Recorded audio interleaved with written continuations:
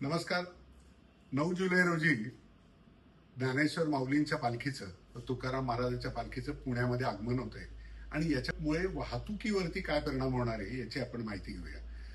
आम्ही जो पालखीचा रूट आहे त्याला 3 वेगवेगळ्या एरियामध्ये डिव्हाइड केलेला आहे.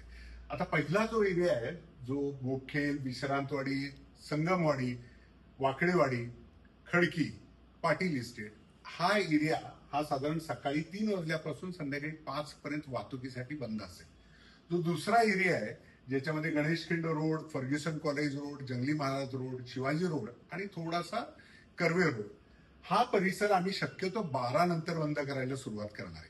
सो 12 वाजल्यापासून संध्याकाळी 6 वाजेपर्यंत हा परिसर बंद असेल.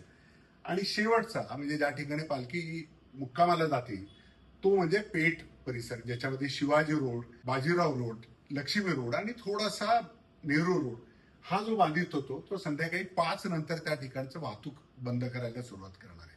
त्यामुळे आपला प्रवास आणि आपण बाहेर निघताना याचं जर प्लॅनिंग केलं तर निश्चितच आपलीही गैरसोय होणार नाही आणि पालखीचं मुवमेंट सुद्धा चांगल्या पद्धतीने होईल.